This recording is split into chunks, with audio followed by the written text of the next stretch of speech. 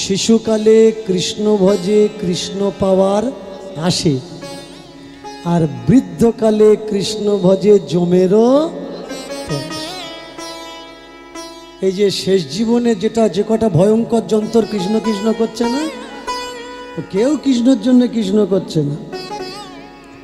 ওরা জানে জম আমাদের এবারে কি করবে, কৃষ্ণ করলে যদি জমের হাত থেকে বাঁচা যায়। না ভাই, এত সহজ না। সারা জীবন জোচ্চুরি, শেষ জীবনে হরি হরি। কৃষ্ণ তোমার বাঁচাবে? কৃষ্ণের বাবার ক্ষমতা নেই তোমার বাঁচাবে। যে কর্ম করেছ সে ফলকে ভোগ করবে। অনেকে বলে পরজন্মে, পরজন্মে কোনো ভোগ করা লাগে না। একদিনের জন্য হলেও এ জন্মে তোমার কর্মফল।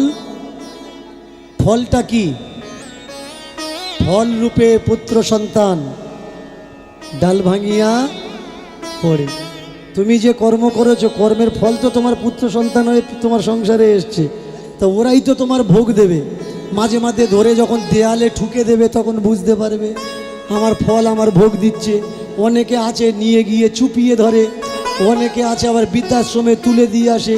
এগুলো কি? এ তো তোমার কর্মের ফল ভাই, যাবে কোথায়? যেমন কর্ম করবে তেমন ফল। এই ছোট্টবেলায় যাচ্ছিস করে? না না, যাইনি, জিজ্ঞাসা করতে যাচ্ছি। 1 পয়সা দান করেছিলাম, ভিখারি ঠাকুর বলে উঠল 1 পয়সা দানের ফল লাভ হোক। জিজ্ঞাসা করলাম সেটা আবার কি, বলতে পারলো না। মাকে জিজ্ঞাসা করলাম, মা বলতে পারলো না। এবার মা বললে বৃন্দাবনে কৃষ্ণ আছে, ও বলতে পারবে। ওই জিজ্ঞাসা করার জন্য যাচ্ছি। রাজা দেখলে সহজ সরল, সরল না হলে কখনো ঠাকুর পাওয়া যায় না। ঠাকুর তুমি তখন পাবে যখন তুমি নিজে ঠাকুর হবে। তুমি ঠাকুর না হলে ঠাকুর কি তোমার সঙ্গে দেখা করতে আসবে? তুমি যদি সেপাই হও, অনেকে বলে আমি দাস, তুমি গোবিন্দ আমি দাস। এই দাস দাস করে এরা আমাদের সমাজে দিল বাঁশ। ওটা তুমি বুঝতে পারছো না। কেন? দাস মানে কি? দাস মানে হচ্ছে গোলাম। একটা সময় ছিল ওরা রাজা হয়ে তোমাদের গোলাম বানিয়েছিল। রাজতন্ত্র চলে গিয়ে আসলো জমিদারি প্রথা, জমিদারি প্রথাতে তোমাদের গোলাম বানিয়েছিল। জমিদারি প্রথার পরে আসলো কি?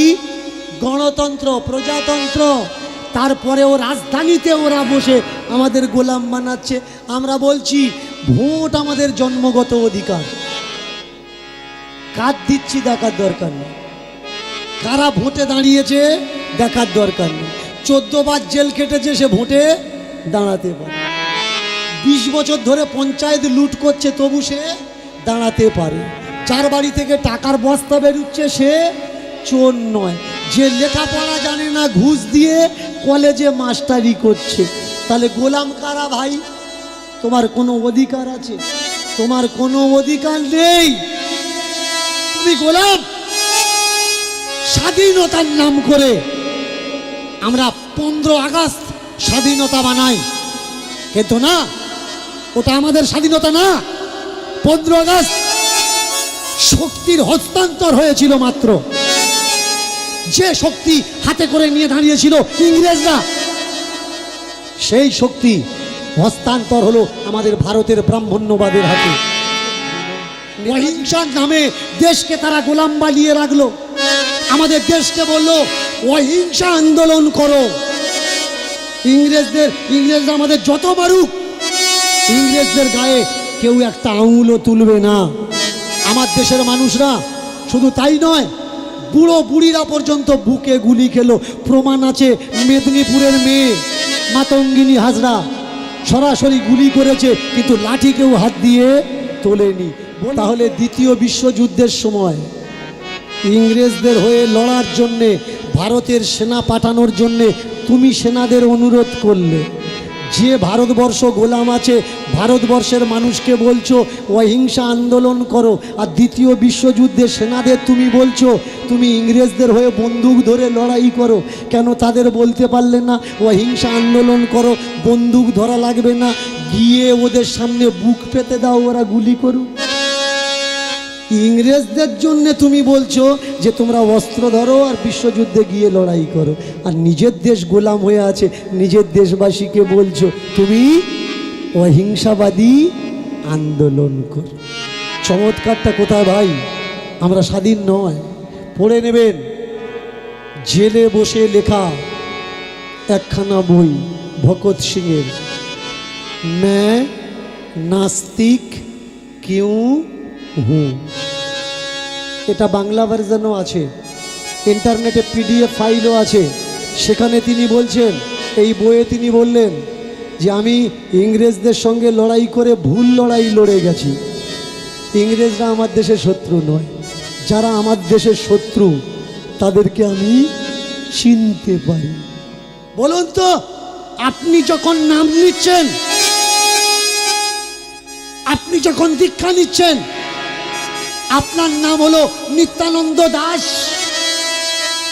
শচীচরণ দাস, শ্রীহরি দাস। আমি জিজ্ঞাসা করলাম, আচ্ছা আমরা দাস কেন? বললে এ দাস সে দাস নয়, আমরা সবাই প্রভুর দাস, ভগবানের দাস। তাহলে তোরা যারা উচ্চবর্ণীয় গুরু সেজে বসে আছিস, তোদের নামের পরে দাস নেই কেন? উমুক গোস্বামী, তুমুক গোস্বামী, তুমুক প্রভুপাদ, তোদের নামের আগে পরে প্রভুপাদ আর গোস্বামী, আর আমাদের নামের পরে শুধু দাস। আর আমাদের সমাজের মানুষ সেই দাস পদবী নিয়ে তারা মনে করছে আমরা ঠাকুরের দাস। এসো না ভাই, আজ থেকে গোস্বামী টাইটেলটা কেটে দিই, দিয়ে আমরা সকলে দাস হয়ে যাই। আজ থেকে প্রভুপাদটা কেটে দিই, দিয়ে আমরা সকলে দাস হয়ে যাই। কারণ এটা ওদের একটা চালাকি, যাতে নাম দেখে ধরে নিতে পারে কে উঁচু জাত আর কে নিচু জাত।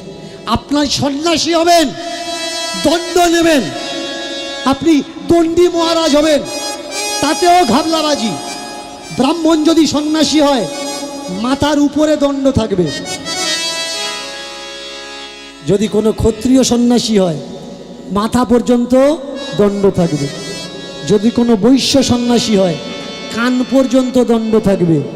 আর যদি কোনো শূদ্র সন্ন্যাস গ্রহণ করে, কানের নিচে দণ্ড থাকবে। লাঠি দেখে যাতে চেনা যায় যে ইয়ে কোন জাতের। শুধু তাই নয়, আপনি যে সন্ন্যাস নেওয়ার পরে গ্রামে গ্রামে গিয়ে ভিক্ষা করবেন, ভিক্ষা করলে কি বলতে হবে? ভবতি ভিক্ষাং দেহি। ব্রাহ্মণের বেলা আলাদা, অন্য জাতের বেলা আলাদা। কেন ভাই? একজনেরা গিয়ে বলবে ভিক্ষাং দেহি ভবতি, আর একজনেরা বলবে ভবতি ভিক্ষাং দেহি। কেন? সন্ন্যাস যখন আমরা তো সবাই এক, আমরা ত্যাগী যখন আমরা সবাই এক, তাহলে ধর্মের নামেও ঘাবলাবাজি কেন হবে? এক সময় ইংরেজরা আমাদের দেশে ব্যবসা করতে এসে আমাদের দেশ লুট করে আমাদের দেশ তারা শাসন আর শোষণ করেছে। বর্তমানে অপেক্ষা করুন, আবার ইংরেজরা এসে সব জায়গায় নাচানাচি করছে। এবার ব্যবসা করতে আসেনি, ধর্ম নিয়ে এসেছে। কখনো হিসাব করেছেন যে বড় বড় অট্টালিকা দেখে প্রণাম করে টাকা দিচ্ছেন, ওই প্রণামী টাকাটা ইন্ডিয়াতে থাকছে নাকি ইন্ডিয়ার বাইরে চলে যাচ্ছে? কারা আপনারা? কি আমরা? কোনটা সত্য? কোন পথে এগোবো? কোনটা গ্রহণ করার দরকার? ধর্মের নামে ধ্বজাধারীরা দুষ্কৃতি করে রেখে দিয়েছে। সঠিক আর বেঠিক আমাদের চিন্তা দিচ্ছে না। ছোট্ট বাচ্চাটাকে রাজা জিজ্ঞাসা করছে, কেন যাচ্ছিস? বললে কটা কথা জিজ্ঞাসা করবা, চলে আসবো।